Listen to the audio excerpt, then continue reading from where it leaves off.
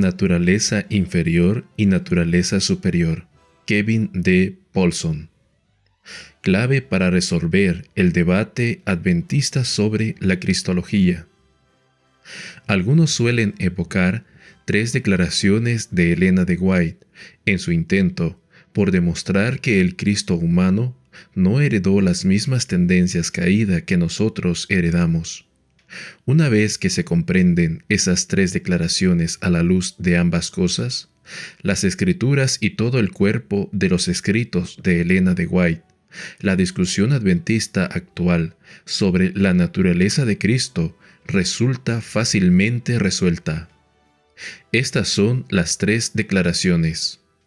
Sea cuidadoso, extremadamente cuidadoso, respecto a cómo presenta la naturaleza humana de Cristo. No lo presente ante la gente como un hombre con las propensiones del pecado. Pudo haber pecado, pero pudo haber caído. Pero ni por un momento hubo en él una mala propensión. Él, Cristo, es un hermano en nuestras debilidades, pero no en poseer pasiones semejantes. Como no pecó, su naturaleza rehuía el mal. Pedía con poder, sin poseer las pasiones de nuestra naturaleza humana caída, pero afectado por debilidades similares, tentado en todo tal como lo somos nosotros. Otras declaraciones parecen enseñar aparentemente lo opuesto. Aunque él, Cristo, tenía toda la fuerza de la pasión de la humanidad, no cedió jamás a la tentación a realizar un simple acto que no fuera puro, elevador y ennoblecedor. Las palabras de Cristo animan a los padres a que traigan a sus pequeños a Jesús. Pueden ser rebeldes y poseer pasiones como las de la humanidad, pero eso no debiera disuadirnos de llevarlos a Cristo. Bendijo a niños que estaban poseídos por pasiones como las de Él mismo. Con una palabra, habría podido Cristo dominar los poderes de Satanás, pero Él vino al mundo a fin de poder someterse a toda prueba, a toda provocación, que los seres humanos puedan tener que sobrellevar, y no por ello resulta provocados, ni vengarse en palabras, en espíritu o en acciones. Es evidente que las pasiones descritas en las 3 últimas declaraciones son pasiones pecaminosas, pasiones que tientan a la impureza, rebeldía y provocación. Leemos que si bien Cristo tenía toda la fuerza de la pasión humana, no cedió jamás a la tentación a hacer algo impuro o innoble. Hemos leído que aunque nuestros niños sean rebeldes y posean pasiones como las que son comunes a la humanidad, eso no debiera disuadirnos a llevarlos a Cristo, dado que Él bendijo a niños que tenían esas mismas pasiones, pasiones que eran como las de Él. ¿Son contradictorias estas 2 colecciones de declaraciones? ¿O bien estamos en necesidad de cavar más profundamente en el significado de lo que Dios está diciendo? Dios se explica a sí mismo. Según el testimonio de la Biblia, ella misma es su propio intérprete. Toda escritura es inspirada divinamente, 2 de Timoteo 2:16. Es producto de santos hombres movidos por el Espíritu Santo, 2 de Pedro, capítulo 1, versículos 20 y 21. Y aquello que el Espíritu inspira, se le debe comprender por comparación con Él mismo. 1 de Corintios, capítulo 2, versículos 12 al 14. Según Elena White, sus escritos deben comprenderse de la misma manera. Los propios testimonios serán la clave que explique los mensajes dados, que como la Escritura resulta explicada por la Escritura. Todos los desacuerdos que los adventistas tienen con otros cristianos sobre la Biblia, respecto al sábado, al estado de los muertos, a la salvación, el santuario, etc., son el resultado de que éstos han dejado de seguir su propio método de estudio de la Biblia, al que se acaba de aludir. O bien, no se ha considerado la totalidad de la Escritura antes de llegar a una conclusión doctrinal, o bien, no se ha permitido que la Biblia se explique a sí misma. Las controversias actuales entre adventistas son en gran parte el resultado de no permitir que la Escritura o Elena de White se expliquen a ellos mismos. Ninguna comprensión doctrinal puede ser válida si fracasa en demostrar la armonía existente entre todas las declaraciones inspiradas. Cuando dejamos que Elena White se explique a sí misma respecto a las declaraciones citadas con anterioridad sobre la naturaleza de Cristo, su significado se hace claro. Dos fuerzas en la naturaleza humana. A fin de resolver el conflicto aparente entre las declaraciones citadas al principio, hemos de analizar más de cerca lo que la Escritura enseña respecto a la estructura de la naturaleza humana. En Getsemaní, Jesús declaró a sus discípulos: «El espíritu a la verdad está dispuesto, pero la carne es débil». Mateo 26:41. Pablo declaró: «Golpeo mi cuerpo y lo pongo en servidumbre». Primera de Corintios capítulo 9, versículo 27. Contrariamente a lo que algunos creen, eso no tiene nada que ver con el dualismo cuerpo-alma típico del pensamiento popular griego o del cristianismo popular, como tampoco con lo que sucede cuando la persona muere. Cuando los adventistas del séptimo día enseñan un concepto holístico del hombre, no están negando en ello la enseñanza bíblica de que existen diferentes fuerzas en el hombre. Elena White hace esa distinción muy claramente. La voluntad no es el gusto o la inclinación, sino el poder de decidir. En otras numerosas declaraciones, describió la necesidad de que las bajas pasiones y propensiones se sujeten a los poderes superiores. La Biblia es clara respecto al hecho de que ser tentados por nuestros deseos inferiores carnales no es pecado. Santiago capítulo 1 versículos 14 y 15. Cada uno es tentado cuando de su propia pasión es atraído y seducido. Entonces la pasión, después que ha concebido, da a luz el pecado, y el pecado, siendo consumado, da a luz la muerte. Obsérvese que es sólo cuando la pasión ha concebido, cuando la voluntad ha dado su consentimiento, cuando tiene lugar el pecado. Elena de White armoniza con eso.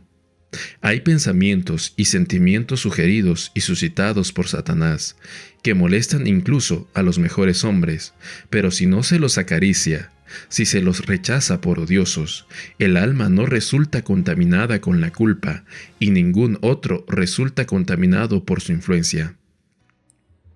Elena White es igualmente clara a propósito de que la naturaleza inferior por ella misma no puede pecar. Las bajas pasiones tienen su asiento en el cuerpo y obran mediante él.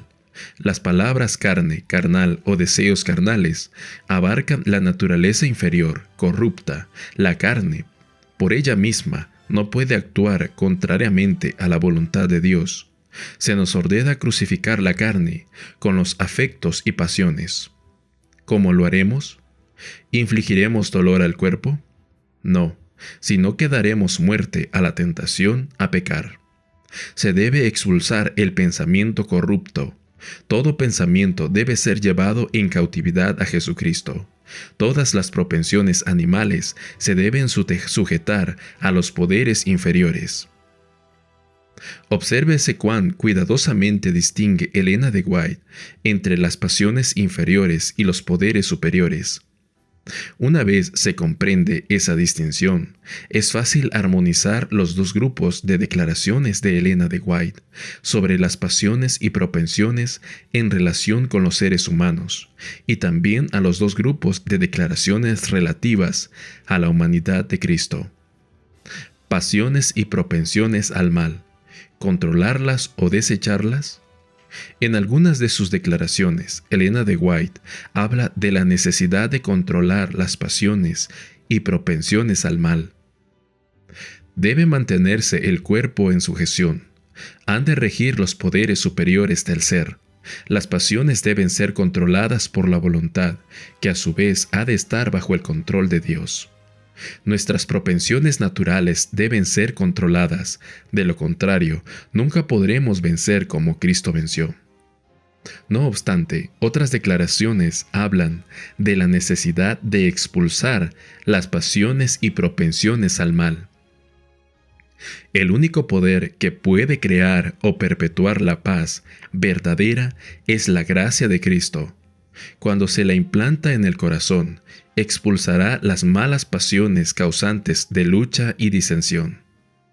Pero aunque sus malas propensiones puedan parecerles tan preciosas como la mano o el ojo derecho, han de ser separadas del obrero, o no podrá ser aceptable ante Dios. Deben descartarse las propensiones a la vanidad y la diversión, por estar fuera de lugar en la vida y experiencia de quienes están viviendo por la fe en el Hijo de Dios, comiendo su carne y bebiendo su sangre. Debemos darnos cuenta de que mediante la creencia en Él es nuestro privilegio ser participantes de la naturaleza divina, habiendo escapado a la corrupción que está en el mundo a causa de la concupiscencia. Entonces somos limpiados de todo pecado, de todos los defectos del carácter. No necesitamos retener ni una propensión pecaminosa. Al compartir la naturaleza divina, las tendencias al mal, hereditarias y cultivadas, son extirpadas del carácter y somos hechos un poder viviente para el bien. Ahora bien, ¿de dónde son expulsadas las pasiones malignas? ¿Dónde no deben retenerse las propensiones pecaminosas? Elena de White da la respuesta en dos de las declaraciones precedentes.